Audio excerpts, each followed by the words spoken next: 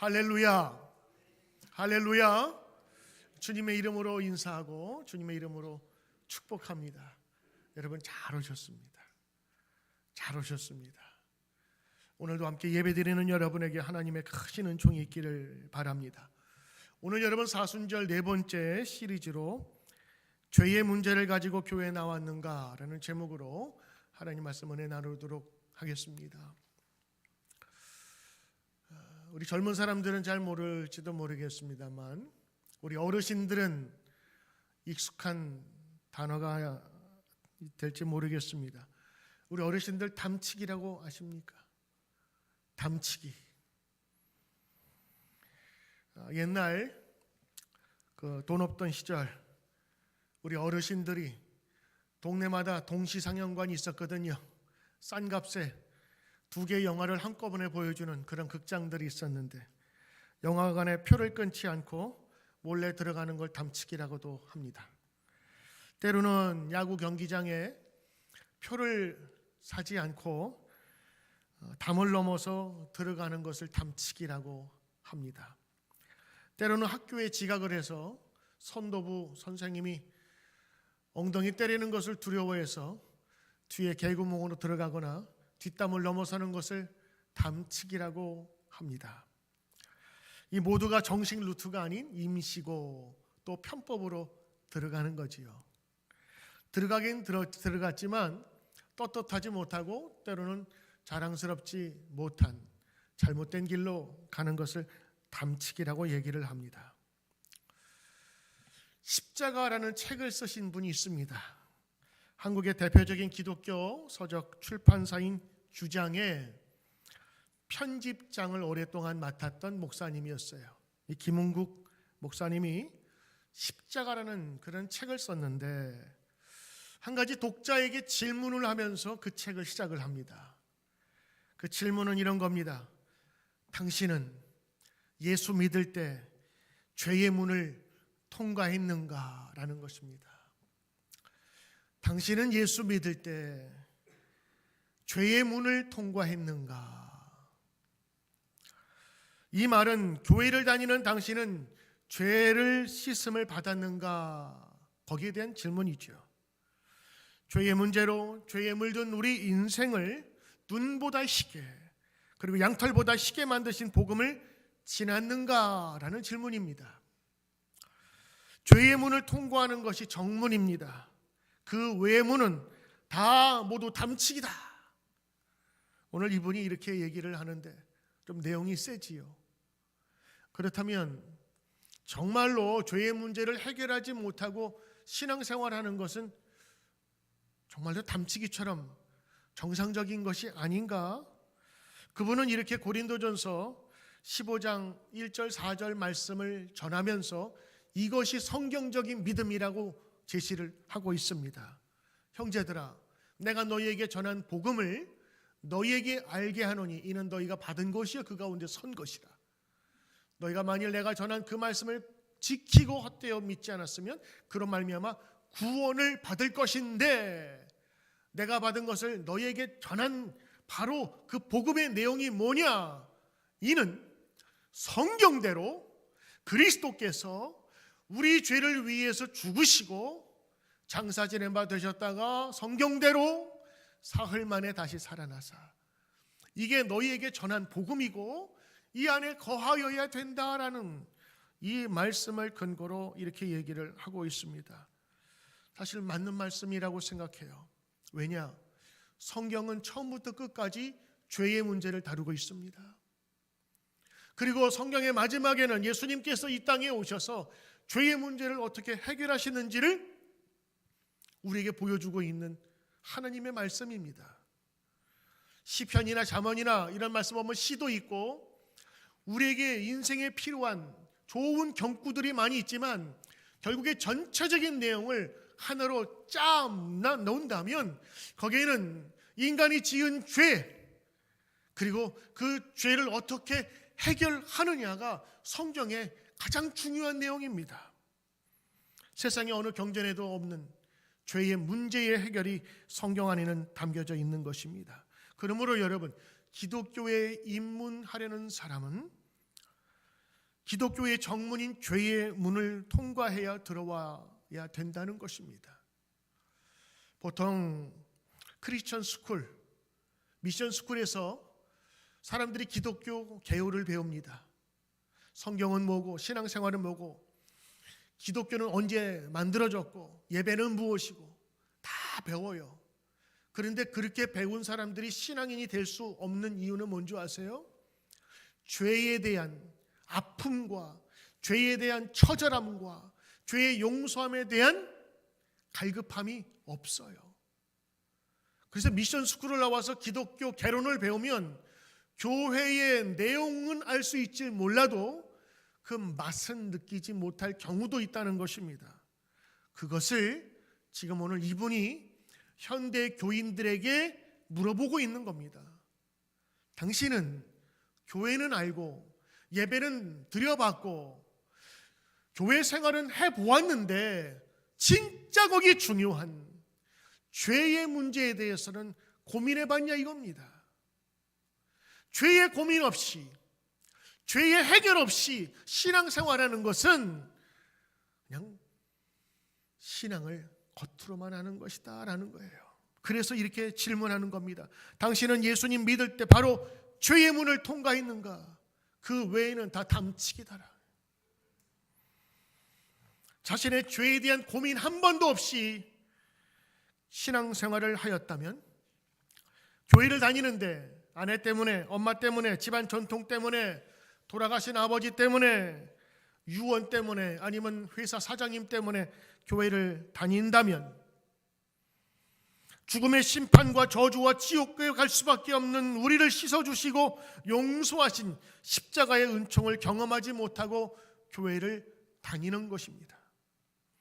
저도 이번에 이 설교 제목을 같이 정하면서 곰곰이 생각해 봤습니다. 나는 목사로서 얼마나 죄의 문제를 가지고 교회에 나왔는가. 저도 많지 않은 것 같아요. 어렸을 때는 교회 가면 재미있고 선생님이 좋았고 그렇게 교회 밥이 맛있었고 노는 게 좋았고 교회 프로그램이 좋았고 그래서 좋아서 계속 간 것 같아요. 저는 오늘 이 제목을 여러분에게 드리는 질문이 아니라 오늘 저에게 다시 묻는 질문이라고 생각합니다. 그리고 여러분이 정말 예수님을 사랑하는 분이라면 오늘 이 문제를 한 번쯤 깊이 생각하고 여러분 안에 죄가 느껴진다면 죄의 고백을 통하여 죄의 용서하심과 사함이 우리 가운데 있어야 될 줄 믿습니다. 그래서 여러분 예배드리면 가장 기쁘고 소중하고 즐거운 게 뭔지 아세요? 오늘 목사님 설교가 좋았어. 오늘 찬양팀의 모습이 좋았어. 교회 밥이 좋았어. 그리고 거기 하나 제일 중요한 게 들어가야 됩니다. 오늘 나의 이 죄가 씻어짐을 나는 경험하고 확신하였어. 여러분, 만약 이러한 죄에 대한 고백과 예수님이 나의 모든 죄를 씻어주셨다는 그런 고백이 없이 드리는 예배는요, 예수님을 구원자가 아닌 아주 최고의 도덕 선생님 혹은 성인으로 인정하면서 예배라는 형식을 통해서 내가 종교인이 되고 도덕인이 되었다고 하는 우쭐함에 지날 수밖에 없는 겁니다. 죄를 씻는 십자가를 통과하지 않는 사람은 모두가 교회 담치기다. 좀 말이 세긴 하지만 그러나 틀린 말은 아니더라고요. 나는 정말 믿음의 정문인 죄의 문을 통과하였는가? 나는 죄세함의 십자가의 은총의 문을 지나왔는가? 나는 예수님이 죽으심으로 나의 죄가 씻어진 그 기쁨으로 예배를 드리는가? 오늘 진지하게 한번 우리 사순절 기간에 한번 물어봅시다. 여러분, 왜 죄가 씻어져야 하나요? 왜 죄의 용서함을 받아야 하나요? 첫째는요, 죄는 반드시 죽음을 갖고 가져오기 때문에 그렇습니다. 죄의 문제가 해결이 안 되면 사망과 죽음의 문제가 해결이 되지 않는 것입니다. 로마서 5장 12절에 한 사람으로 말미암아 아담입니다. 죄가 세상에 들어오고 그 죄로 말미암아 사망도 함께 들어왔어요. 죄란 놈이 들어오면 항상 같이 들어오는 사망을 껴안고 들어왔어요. 이와 같이 모든 사람이 죄를 지었으므로 사망이 모든 사람에게 이르렀느니라. 죄는요 언제나 죽음, 사망을 가져옵니다. 야고보서 1장 5절, 욕심이 잉태한즉 죄를 낳고 죄가 장성하고 커지니 사망을 낳느니라. 죽음입니다. 이는 아담에게 있어서 사실이 되었는데 하나님께서 말씀하시죠. 내가 너에게 먹지 말라 한 나무의 열매를 먹었은즉, 이건 하나님이 말씀하신 것을 위반하고 하나님과의 계약을 어긴 죄를 저지른 것입니다. 그랬더니 뭐라고 말씀하세요? 너는 흙으로 돌아갈 것이니라. 그 전에는 이런 말씀 안 하셨어요. 아마도 에덴 동산에서 잘 먹이고 즐겁게 아마 영원히 살 수 있도록 만든 그것이 에덴 동산이 그들이 죄를 지음으로 말미암아 어떻게 했어요? 죽음이 그 땅에 들어가기 시작했고 너는 흙으로 돌아가 죽을 것이라 말씀하시고 계신 것입니다. 성경은 말합니다. 죄로 말미암아서 죽음이, 사망이, 저주가 임하게 된다라고 하는 것입니다. 이 죄의 결과로 결국에 아담은 에덴 동산이라고 하는 그 천국 땅에서 쫓겨나게 됩니다. 로마서 3장 23절, 모든 사람이 죄를 범하였음에 하나님의 영광에 이르지 못하더니, 결국에는 하나님께 다가서지 못했어요. 하나님과 가까이 가는 삶이 무너져 버린 것입니다. 성경에 따르면 그러므로 아담의 후예인 우리들은 모두 죽을 수밖에 없는 사망 가운데 있다고 하는 것입니다. 하나님과의 교제가 연결해서 분리가 되어버렸습니다. 떨어져 버렸어요. 그래서 이스라엘도 역시 죄를 지었을 때 하나님으로부터 분리가 된 것입니다. 이사야는 말합니다. 오직 너희 죄악이, 너희의 죄가 너희와 하나님 사이를 갈라놓았어요. 너희의 죄가 그의 얼굴을 가리우게 된 거예요. 그러므로 여러분, 우리가 아무리 하나님을 만나려고 해도 죄가 우리를 멀어지게 하고 하나님과의 관계를 단절시켜 버린 것이다 라고 하는 것입니다. 이 말씀은 예전에만이 아니라 지금 오늘도 적용되는 말씀이에요. 그래서 오늘날에도 역시 죄의 마지막은 사망이다 라고 하는 것입니다. 그래서 예수님은 하나님과 인간 사이의 그 갈라진 틈과 그 연결을 하시기 위해서 이 세상에 오신 것이지요. 예수님의 오심은 십자가에 죽으러 오셨다 맞습니다. 그러나 십자가를 통해서 무엇을 해결하고자 하셨느냐? 죄의 문제를 해결하고자 하신 것입니다. 죄가 있으면 이 죽음의 문제가 해결이 안 돼요. 죄가 있으면 반드시 사망이 오게 돼 있는 것입니다. 로마 교회의 교인들에게 사도 바울은 편지를 씁니다. 그게 로마서거든요. 오늘 그분들에게 편지를 쓰는데 로마의 교인들은 체포와 감금, 핍박 이런 순교의 문제로 고민하고 있었을 때 예수님을 소개합니다. 죄의 싹슨, 죄의 결과는 사망입니다. 하나님의 은사는 그리스도 예수 우리 주 안에 있는 영생입니다. 세상, 예수 없는 세상은 사망이요 죽음에 이를 수 있는 것이지만 예수 있는 우리에게는 영원한 생명이 있다는 것을 그들에게 전해주고 있지요. 죄는 사망을 반드시 데리고 옵니다. 죄의 문제가 해결되지 않으면 사망과 죽음의 문제는 풀 수 없습니다. 그래서 여러분, 죄의 용서함을 받아야 되는 겁니다. 그 죄의 용서함을 위해서 예수님께서 이 땅에 오신 것이지요. 두 번째, 우리가 죄의 사함, 죄의 용서함을 받아야 될 이유는 죄는 하나님과 멀어지고 우리를 분리시키기에 깨끗함을 받아야 하는 것입니다. 창세기 3장 7절에 보면 아담의 이야기가 나옵니다. 그들이 선악을 알게 하는 열매를 먹지요. 그랬더니 그들의 눈이 밝아졌대요. 눈이 밝아진 것은 좋은 거 아닙니까? 그런데 그들이 이 눈이 밝아짐으로 인하여서 수치심을 배우게 됩니다. 눈이 밝아져서 하나님 앞에서 똑바로 서질 못했어요. 죄 없을 때에는 당당하게 나가서 아무런 부끄러움 없이 하나님과 만나면서 이야기를 했는데 죄가 들어오고 나니까 그들이 숨었습니다. 내가 숨어서 지금 나가지 못하겠나이다. 여기 보니까 그렇게 적혀 있잖아요. 저들이 벗은 줄 알고 무화과 나무 잎을 엮어서 치마로 삼았더라. 수치를 알게 되었고 부끄러움을 알게 된 것입니다. 아니, 하나님께 나아가는 길을 잃게 된 것입니다. 우리 부모님들은 알아요. 아이가 이상하게 얼굴도 안 마주치고 눈도 내리깔고 어성수성하고 이상한 말하고 그러면 분명히 얘가 뭐 잘못했구나 알지만 모른 채 할 때가 많지요. 하나님이야 우리들의 그 모습 모르겠습니까? 때로는 알면서도 모른 채 하는 것이 하나님의 은혜인 것이지요. 에덴은 아름답고 충만한 곳이었습니다. 부끄러움이 없는 곳이었습니다. 거기는 순종만이 있었고 사랑이 있는 곳이었습니다만 죄가 들어옴으로 말미암아 하나님과 인간 사이를 멀어지게 만들었습니다. 아담아, 이제는 하나님이 찾기 시작했어요. 근데 안 나타나요. 제가 부끄러워서 숨었나이다. 그래요. 숨은 인간. 그것이 사망과 죄를 지은 이후에 인간의 모습이었습니다.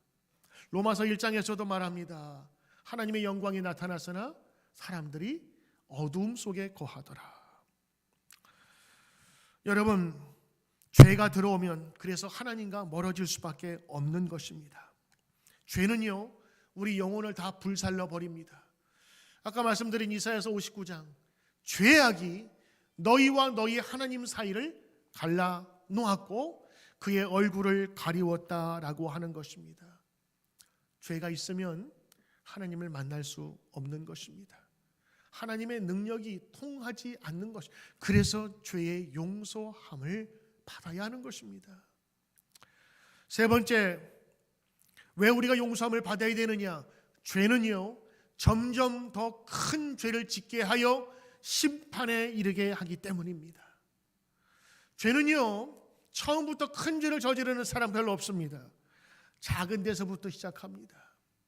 수없이 살인을 한 연쇄 살인범들 어디서부터 시작한 줄 아십니까? 동네 개를 죽임으로 시작되더라고요. 그러면서 한 마리 두 마리가 한 사람 두 사람으로. 성경에 나와 있는 사람 중에서 정말 하나님을 사랑하고 하나님 앞에서 깨끗하길 원했던 사람이 있었습니다. 사도행전은 그를 하나님의 마음에 합한 자라 한 사람이 있습니다. 누굴까요? 다윗입니다. 다윗은 시편 1장을 쓰면서 이렇게 고백했습니다.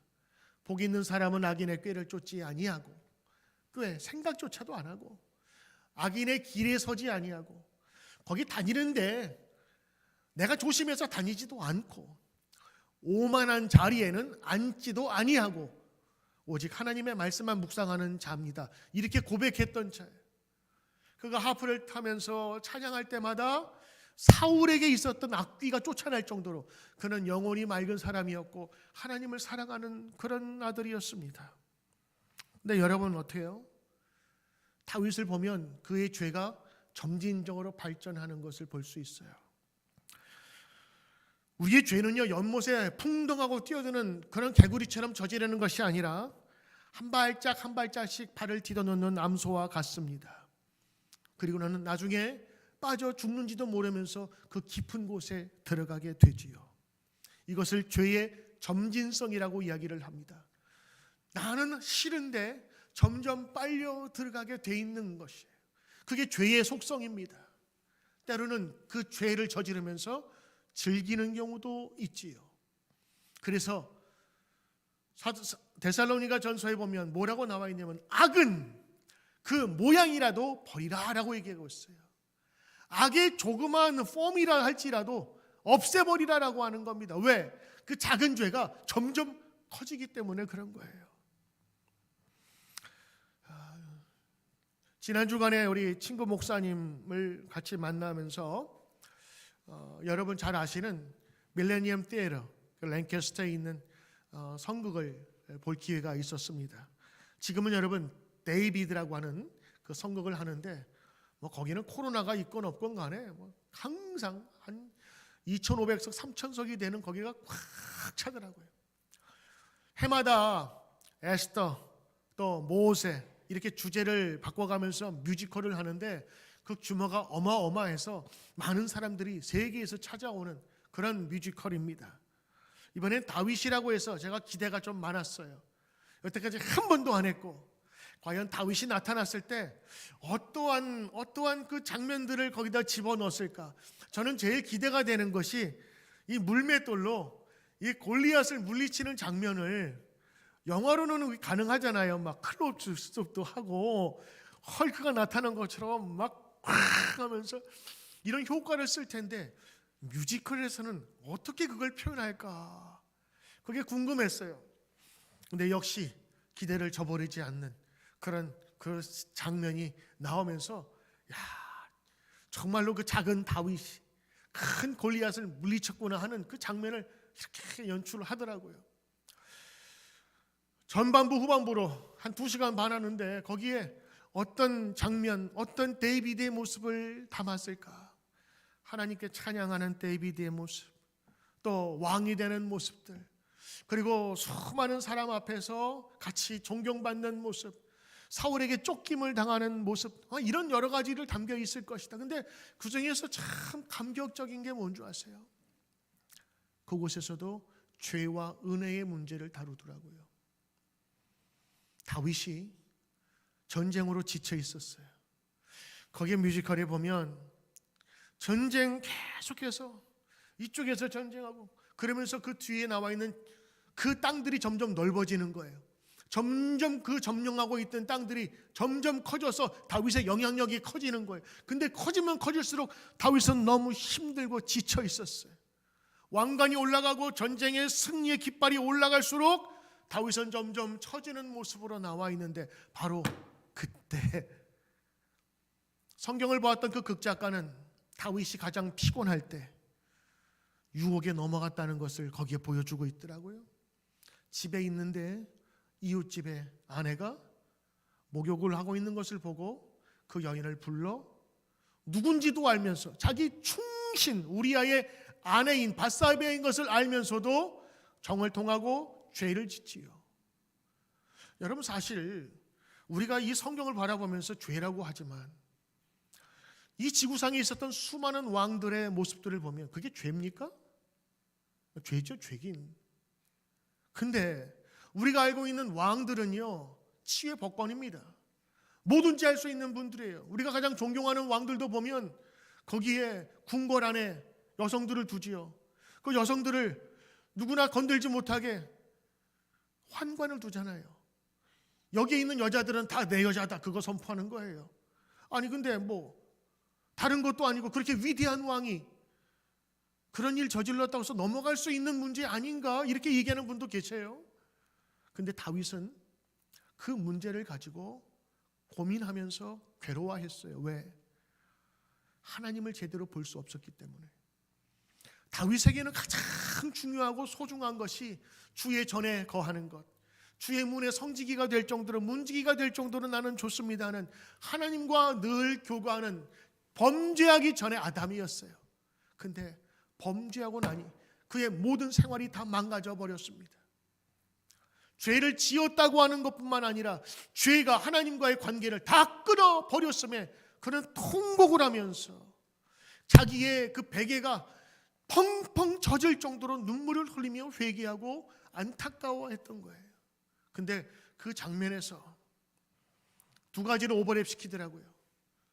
자기 옛날 어렸을 때의 목동으로서의 다윗, 하나님을 보면서 별 보면서 찬양하던 그 모습과 그 옆에 죄지어서 눈물을 흘리면서 무릎 꿇고 회개하는 그 다윗의 모습이 중첩이 되는 거예요. 같은 사람인데, 시간만 다르지 같은 사람인데 그걸 보여주고, 그리고 그가 지은 죄에 대한 하나님의 용서가 흐릅니다. 밀레니엄 대회의 가장 중요한 마지막의 목적은요, 예수님과 연결시키는 거예요. 그리고 그 예수님이 이 땅에 무엇으로 오셨는지를 보여주더라고요. 다른 사람들이 다 욕하고 아니면 그냥 지나칠 수 있는 별거 아닌 것이라고 얘기할 수 있지만, 다윗에게는 너무 중요한 문제였어요. 왜? 죄가 들어옴으로 하나님과의 모든 관계가 다 끊어져 버렸기 때문에. 그래서 그는 눈물 흘리며 회개했다. 그리고 그 가운데에 하나님의 죄 용서함이 그곳에 나타나게 돼요. 그것이 바로 다윗에게 나타난 가장 큰 은혜라고 하는 것을 거기에 보여주더라고요. 왕이 되는 것, 그 다음에 골리앗을 물리치는 것, 엄청나게 중요한 사건이었지만 오늘 제가 볼 때는 죄 지은 인간이 하나님 앞에서 용서받을 수 있다라고 하는 이 설정 자체가, 성경의 이야기가 가장 중요한 이야기였어요. 여러분, 우리 성도들이 성경을 읽을 때마다 한번 성경을 쫙 보십시오. 무엇이 남는가? 죄 지은 인간, 그리고 그 죄 지은 인간을 용서하는 하나님의 사랑, 이게 성경의 전체 내용 아닙니까? 저는 어렸을 때 이 죄의 문제에 대한 이야기를 들으면서 이렇게 생각했어요.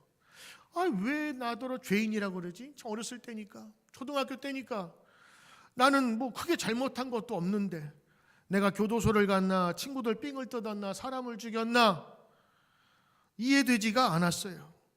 그래서 죄를 생각해 보니까 동생 때린 건 생각나더라고. 그리고 몰래 엄마 동전 가지고 오락실에 간 건 기억나요.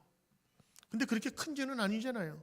그래서 제가 그때 이렇게 고백했던 기억이 나요. 하나님, 크진 않지만 조그만 죄지만 용서해 주세요. 사실 여러분, 사람에게 큰 죄, 작은 죄가 있지 하나님 앞에서 큰 죄, 작은 죄가 어디 있어요? 하나님 앞에서는 작은 죄, 티끌 같은 죄도 죄일 수밖에 없는 거예요. 작은 돌멩이나 큰 바위나 물 위에 던지면 다 가라앉는 거예요.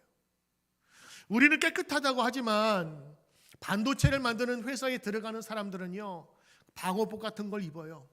왜냐하면 먼지, 조금이라도 보이지 않는 먼지가 들어가면 이 공정상에 문제가 생기기 때문에 에어 샤워를 들어갈 때 또 들어갈 때 3번이나 4번이나 깨끗하게 정화를 하고 나서 그리고 들어갑니다. 심지어는 머리카락 거기에 있는 비듬도 들어가면 안 되기 때문에 다 뒤집어 쓰는 거예요. 반도체 만드는데도 조그마한 티끌이 허락되지 않거늘 우리가 하나님 만나는데 작은 티끌이 있다고, 아니 죄가 작다고 그것이 통과가 될까요? 저는 성인이 되면서 알게 되었어요. 우리 인간의 이 본성 속에 얼마나 강하고 얼마나 추악한 죄의 본성과 DNA가 있는가를 말이죠. 우리는 훈련받아서, 교육받아서 그럴듯하게 보여질 뿐이지 우리는 얼마나 큰 죄인인지를 알게 됩니다. 고인이 되신 김수환 추기경님이 계세요. 천주교에서는 추기경 하면 교황 밑에 있는 가장 중요한 분입니다. 그분이 평생을 성직자라 살아왔던 그분이 은퇴 자리에서 이렇게 고백을 했는데 제가 이제야 그분의 진정성이 이해가 됩니다. 그분이 이렇게 말씀하셨어요. 여러분이 저의 속을 들여다보면 제가 얼마나 큰 죄인인지 놀라게 될 겁니다. 어느 목사님이 교도소에서 설교를 했답니다. 여러분, 우리 모두는 죄인입니다. 여러분도 죄인이고 저도 죄인입니다. 여러분은 들킨 죄인이고 나는 안 들킨 죄인입니다. 전 거기에 동의해요. 우리 모두는 하나님 앞에서 죄인일 수밖에 없습니다. 죄의 문제가 있으면 반드시 사망이 있고 죽음이 있는 거예요. 이 문제를 해결하기 위해서 여러분 교회 그래서 나온 겁니다. 교회 나오다가 내 사업 잘 되라고, 내 자녀 잘 되라고, 내 자녀 대학 잘 가고 시집 잘 가고 장가 잘 가게 해달라고, 내 비즈니스 잘 되라고 그 목적을 갖고 오면요, 그 목적이 성취되자마자 교회 발걸음을 끊습니다. 왜 다녀요?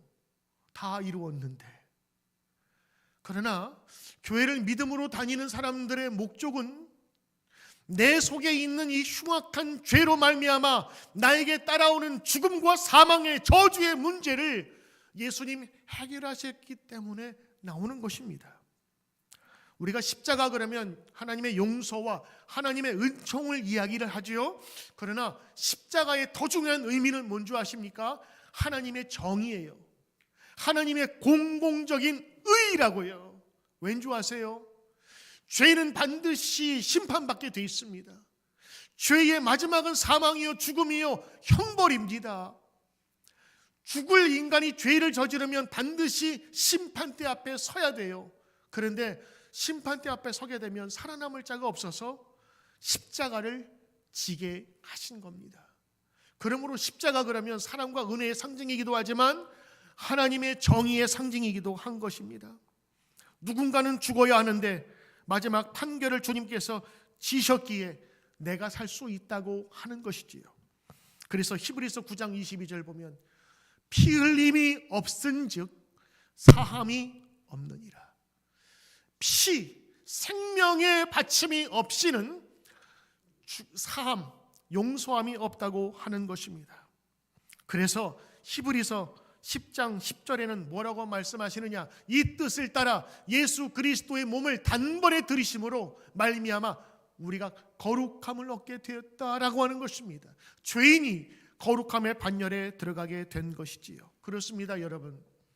예수님이 이 땅에 오신 이유는 죄의 사함의 문제를 해결하기 위함이었습니다. 예수님이 이 세상에 오셔서 병든 자를 고쳐주시고 앉은 뱅이를 일으키고 눈먼 자를 다 보여주게 하신 것, 그 이유도 있습니다만, 그러나 예수님 병자를 고치실 때마다 뭐라고 말씀하셨어요? 내 믿음이 너를 구원하였다. 육신의 구원이 아닌 영혼의 구원까지 주님께서는 만지신 것입니다. 여러분, 인간의 병 고치면 그것으로 끝나지 않아요. 언젠간 죽습니다. 이 문제가 해결되는 것이 아니에요. 그러나 죽어도 죽지 않는 영원의 문제, 영혼의 문제는 다릅니다. 그래서 예수님께서 가장 시급하게 해야 될 문제, 죄의 문제를 위해서 오셨어요. 마태복음 9장 13절에 보면 예수님께서 자기 자신을 이렇게 소개합니다. 나는 의인을 부르러 온 것이 아니요 죄인을 부르러 왔노라. 여러분, 그래서 죄인이라도 예수님께 나아갈 수 있는 힘을 얻는 것입니다. 우리가 의로워서 주님께 나가는 것이 아니에요. 우리가 죄인이기 때문에 주님께 나아가는 것이지요. 오늘 여러분 서두에 말씀드린 것처럼 저와 여러분에게 다시 한번 질문을 한번 할까요? 여러분은 교회에 왜 나오셨습니까? 여러분은 죄의 문제를, 죄의 정문을 통과하셨습니까? 어떤 사람들은 교회 나오는 이유를 드러내진 않지만 이런 분도 계실 거예요. 교회 가면 그래도 좋은 말씀 들으니까 도덕적으로 살 수 있다. 기독교 신앙이 다른 것보다 더 우월해 보이고, 아니, 미국이 기독교 국가니까 교회 나가는 것은 당연하지. 내 부모님이 어렸을 때부터 교회 다니면서 교회 다니는 문화를 나에게 주었어. 그래서 신앙생활을 하는 것입니다. 맞아요. 이유는 다를 수 있어요. 그러나 오늘 여기 계신 모든 분들은 이렇게 생각하면서 예배를 드려야 될 거예요. 예수님을 통해 구원받기 원하여, 그래서 세례를 받고 주님의 자녀가 되어 오늘도 하나님 만나 거룩한 백성으로 살기를 원합니다 라고 하는 것입니다. 예수를 믿고 여러분 세례 받으셨지요. 세례의 뜻이 뭔지 아십니까? 씻을 새, 의식, 예. 그래서 씻는 예식이에요. 뭘 씻어요? 나의 죄를 씻는 겁니다. 여러분, 목사님이 고마워서, 아니면 한국에 계신 또 이미 돌아가신 부모님이 나를 위해 기도해 주셨으니까 아유 내가 마지못해 나갑니다. 여러분, 이건 믿는 게 아닙니다. 믿어주는 거지요. 여러분이 아직 죄의 문제, 죄의 정문을 아직 통과하지 못하셨다면 오늘부터 여러분 기도하십시오. 하나님께서 은혜 주십니다. 하나님께서 길을 열어주시고 여러분의 해결을 해주시는 것입니다. 가장 중요한 이 죄의 문제, 어디서도 해결할 수 없고 누구도 해결할 수 없는 이 죄의 문제, 이 죄의 심각성으로 죄의 결과는 반드시 죽음뿐인데 이 문제를 해결할 수 있는 분이 바로 우리 예수님이라고 하는 것입니다. 누가 예수님 왜 믿으십니까? 물어보시면 이렇게 대답하십시오. 예수님이 나의 죄를 용서해 주셨기 때문입니다. 예수님이 나의 죄를 깨끗하게 하셨기 때문입니다. 그래서 이제는 죽음과 저주의 자녀가 아니라 생명의 하나님의 자녀가 됨을 믿기에 나는 예수 믿습니다. 이게 정답이고 정답이 돼야 할 것입니다. 오늘 요한일서의 요한 목사님은 이렇게 말씀합니다. 만일 우리가 죄 없다고 하면 스스로 속이는 것이다. 누구에게나 죄인의 모습과 죄가 있다고 하는 것이고요. 그래서 베드로 사도는 이렇게 전합니다. 그러므로 너희가 회개하고 돌이켜 너희 죄 없이 함을 받으라. 죄 없이 함을 받으라. 죄 없이 함을 받으라. 이게 예수 믿으라고 하는 동의어예요. 예수 믿으라. 죄 없이 함을 받으라. 예수 믿으면 죄에서, 죽음에서, 사망에서 너희가 노임을 받으리라. 그래서 여러분, 우리가 다른 사람이 믿지 않는 예수님을 믿는 거예요. 오늘 여러분 예배는요, 죄사함의 확신이 넘칠 때 기쁨이 되는 겁니다. 여러분, 여러분의 소원을 하나님께서 이루어 주세요. 여러분의 기도 응답을 주세요. 그런데 그 기도 응답의 기쁨만이 신앙생활이라 한다면 여러분이 기도하고 얻은 것 후에는 더 이상 기쁨이 없을 거예요. 예배의 가장 큰 기쁨은 뭔지 아십니까? 나의 죄가 사하여졌음을 믿게 되고 확신 얻는 것입니다. 오늘 여러분 주 예수의 이름으로 오늘 여러분의 죄가 여러분이 죄를 고할 때마다 용서받게 되며 깨끗하게 된 줄 믿습니다. 오늘도 그 기쁨으로 신앙생활 하시길 바랍니다. 오늘 이 시간 여러분 우리 잠시 한 2, 3분 정도 기도하길 원하는데 나에게 오라 나에게 오라 주님 말씀하고 계세요. 너희 죄가 있느냐? 죄인들은 오라 말씀하시는 거예요. 부모님에게 잘못한 죄뿐만 아니라 내 마음속에서 하나님과 멀어지게 했던 죄들이 있다면 여러분 예수의 이름으로 고백하시길 바랍니다. 너희가 고백하면 내가 죄 없다 하리라 주님 말씀하신 것이고 오늘도 이 죄의 문제가 깨끗하게 해결하도록 하나님 은혜를 내려달라고 확신케 해달라고 우리 다 함께 기도하겠습니다. 하나님 아버지, 교회 다니면서 나의 죄가 얼마나 큰지 내가 죄인인지도 알지도 못했고 죄의 용서를 위해서 진지하게 기도하지 못했고 나에게 죄가 있는지도 모르며 교회에 다니고 신앙생활 한 적이 있습니다. 우리 모두 죄의 용서를 받은 주의 백성이지만 한 주간 동안 또 다른 죄와 수많은 죄를 짓고 사는 우리들을 하나님 용서하시고 하나님 우리를 인도하여 주옵소서. 주님 죄인을 기꺼이 부르신다 하셨사오니 죄인인 저희들 주님 앞에 나갑니다. 우리의 모든 것 다 덮으시고 더러운 것 냄새나는 것 씻기시고 거룩하게 만드는 주님을 만나게 하옵소서. 예수님의 이름으로 기도드립니다. 아멘.